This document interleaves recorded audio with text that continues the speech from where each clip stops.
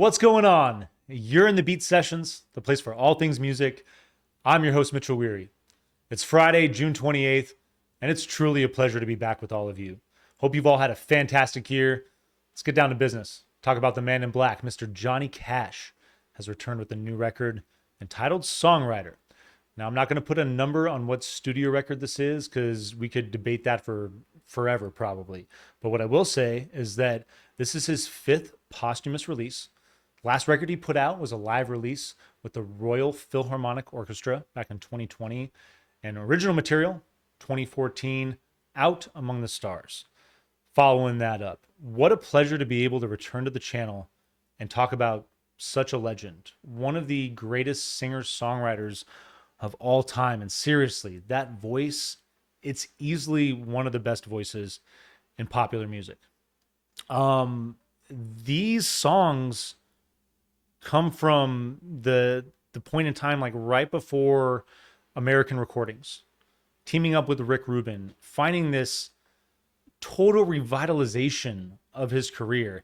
And I've been reading Rick Rubin's book, The Creative Act, A Way of Beating. This thing is amazing. And I hate to bore you guys, but I'm going to read you the opening lines because it'll only take a few moments, but it's worth it. You don't have to be a music person. You don't even have to be creative at all. And that's what I love about Rick's perspective just on life. I mean, that's what this book is about. It goes beyond that. That's what, I've gotten involved in this tiki bar. We're making a movie about it. And my owner, you don't have to be into tiki mugs to be into what we're talking about. And this resonates on so many levels. Rick says, those who do not engage in the traditional arts might be wary of calling themselves artists. They might perceive creativity as something extraordinary or beyond their capabilities, a calling for the special few who are born to these gifts. Fortunately, this is not the case. Creativity is not a rare ability. It is not a difficult to access. Creativity is a fundamental aspect of being human. It is our birthright, and it's for all of us. Creativity doesn't exclusively relate to making art. We all engage in this act on a daily basis. To create art is to bring something into existence that wasn't there before. He goes on to say that it could be conversation, the solution to a problem, a note to a friend, the rearrangement of furniture in a new room, a new route home to avoid a traffic jam. What you make doesn't have to be witnessed, recorded, or sold. And I love this point. It's one of the major points right off the bat in this book that I think gets lost on generations. People want to produce things to put them out on social media. They want likes. They want, things to be seen, and they view anything that doesn't reach a certain quota as a failure. And it's so important to disregard that. The whole point of this book is to create for yourself. And in doing so, that energy will resonate with other people. Other people will pick up on the fact that you're trying to steer the world in a different direction. And if you're committed enough to it, and if what you're doing is profound enough, then you'll get there. So just keep doing it. And like the worst case scenario is that you fail. And who cares? You learn something in the process of doing so. And I think that's what's so cool about Rick Rubin teaming up with Johnny Cash in the 90s. Because who knows really how that could have gone. I mean, we all know now. I mean, it was a major success. Rubin helped completely revitalize Johnny Cash's career. And in a way that, is so stripped down. It was basically just Johnny and his guitar in American Recordings. And so I love that we're getting songs from that time period and what John Carter Cash has done, along with David Ferguson, who, helped with production with Johnny for like 30 years. So important. We're in this little side note. We're in this age of AI where it's super crazy to think that you can just pop like David Bowie songs into a computer and the algorithm can read it and just pop out new shit. That blows my mind, not in a good way. I don't like it at all. Especially when you have a guy like David Bowie, a guy like Prince, a guy like Johnny Cash. These are guys that, they deliberately left behind songs and they left people in charge to curate that for them. And I think that's so important. And that's what's unique about this record. Not all of you are going to like this. You might, I don't know, you might listen to it and just toss it aside and just think of it as nothing. And that's totally fine. The production is a little interesting on it. I will say that. I don't know if like I'm 100% a fan of it yet, but I do appreciate the idea of taking these tracks, John, stripping them down, and you basically get Johnny and his guitar and that prominent vocal. And then he teamed up with a great trio, Tennessee Trio, classic vibe there. I mean, not the original or any original lineup, so to speak, but Marty Stewart there, a big player, I believe from like 80 to 86, but great guitar player. Gets Dave Rowe. Dave Rowe was there on the American recording sessions, and his story is phenomenal too. This is a guy that didn't even play stand-up bass to start. Johnny Cash famously paid for lessons for him, and in the last 20 years of his career ended up being one of the most prominent like recording like studio slap bassists.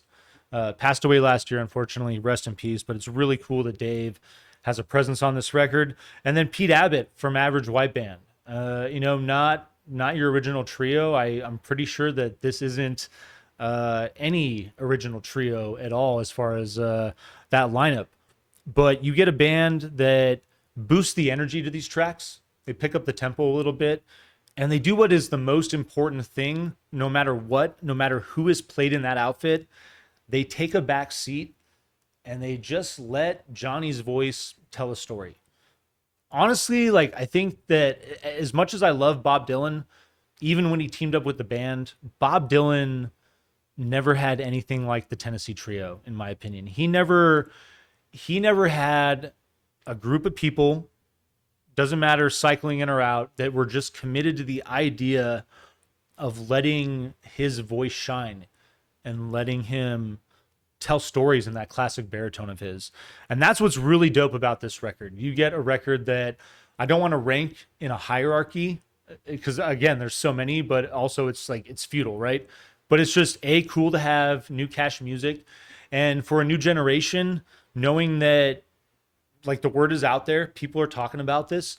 This is a great record for people to hear that signature sound, to get an idea of what Johnny did when he was doing it his best in those prime moments of his career. And hopefully there's an entire new fan base of younger people that pick up because of this record.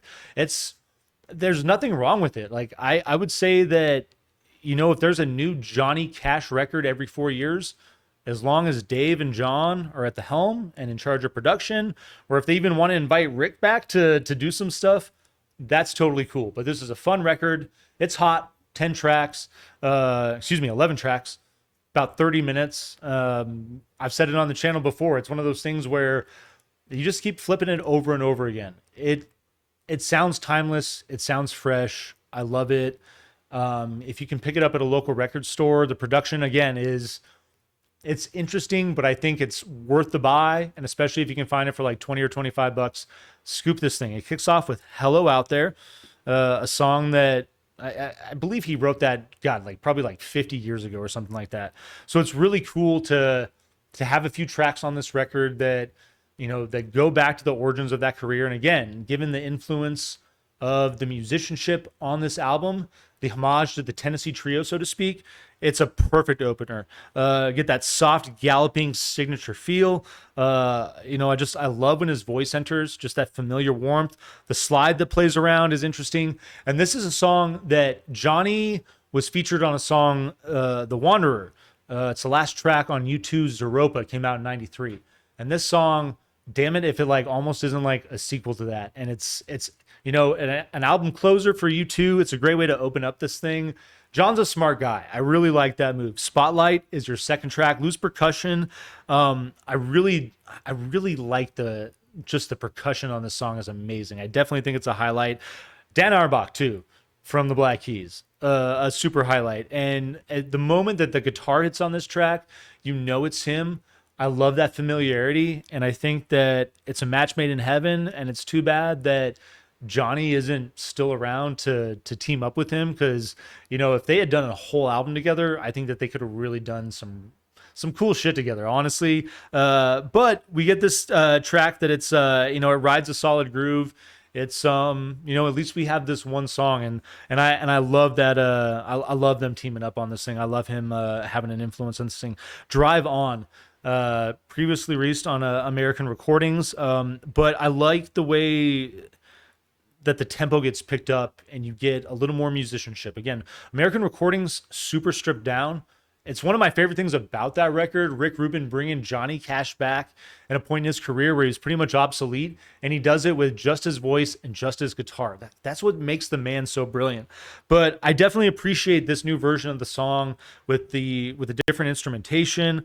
I like the way that that all of that builds in the song, and then you get this cool little jam in the outro that definitely a worthwhile rendition of the song. If you're familiar with it, it's worth a listen to it for sure. I Love You Tonight, lighthearted, just a really nice ballad. You get this thick walking bass. That's Dave just at work doing his thing. Freaking love it.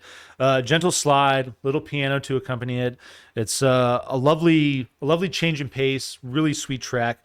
Have You Ever Been to Little Rock is your fifth song. And I love the intro guitar on this song. This is a great track. This is a song that, you think of guys like Sturgill Simpson, you think of, any of those kind of like country rockers that are out there right now. This is a song that if it showed up in any of their catalogs, you would appreciate it. I mean, it would fit right in. It sounds timeless. I think a lot of these songs feel that way, the newer stuff that we're listening to, but this song in particular, I just felt like was so well done, and just it feels right in place on this record, especially closing out the A side of this thing. Well, all right. Your B-side opener. Great tone in the guitar. You get that classic galloping Tennessee Trio feel. And damn it, like the lyrics of this song are hilarious. Love Johnny for his storytelling. He lived quite a life, had some dark moments, but damn it, like the man has such a great sense of humor, and there's so much laundry innuendo in this song, and the hook plays so well too. That's the greatest thing about it. It's just a fun, playful tune. Given a lot of these tracks reflect on the Vietnam War and just on the idea of being a soldier, they go to that point. So it's fun to have that contrast and that little lighthearted bit, and especially just the way that it kicks off the B-side of the record. She Sang Sweet Baby James is your seventh song. Gentle ballad, pulling things back, soft acoustic guitar, a little bit of banjo. I like the way that the slide works in, and you get this tremolo picking on the guitar, just that signature, just rapid feel, and it works in and out throughout the song. Just gorgeous, very nice nuance, big fan of it. Poor Valley Girl, you get a little Vince Gill on this thing. I like that feature there.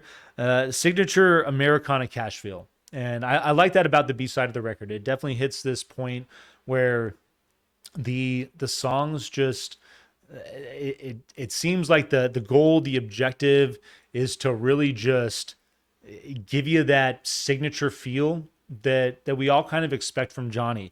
And again, given all the things at this point, he's been gone for 21 years. It's been 10 years since the last original material. I'll take some familiarity, and especially since it's only 30 minutes. It's a hot listen, and you can flip it over and do it again, or, depending on your mood, you can just take it off and put something else on. Soldier Boy is your eighth track. Simple riff. I really like the driving percussion in the song, the way it carries. Got that classic signature feel again. Sing It Pretty Sue is your penultimate track. Coming off the sound of Johnny Cash, and the final track, and the opening riff hands the reins to this thick walking bass. And I really just like the boost in production, that little oomph in instrumentation, but while still recognizing the signature sound of Johnny Cash. And I like the way that riff works back into the song as well. It leads the song off incredibly well, and its appearance again really just hits the spot right. And then your final song, Like a Soldier, Waylon Jennings actually working on that song originally, but great bass presence on this song again, light tone in the backing guitar, other elements working in, just a nice country rock feel. Great way to close this song out. Johnny Cash, oh my goodness, this is a vinyl please. Gonna introduce something new into the channel. People want a rating scale, so I'm gonna give this thing a solid 7.5 out of 10. It's not the most exciting record. It is kind of a hot listen.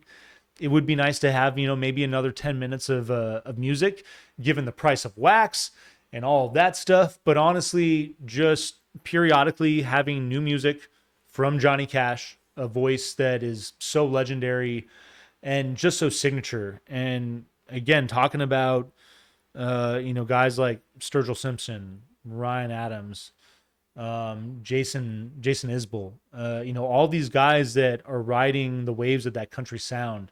I feel like the American recording sessions create so much of the foundation of that. So much of those guys have built their sound off of that influence, and it's just hard to deny the greatness here. May disagree. If so, you can keep it out of your collection, but it's going in the wall behind me. I hope you're enjoying the new set, all the new things. We're going to keep improving the channel as 2024 goes on. Life has been interesting. It's great to be back with all of you, and I'll probably do a little live episode to keep you guys updated on what's been going on and some different changes.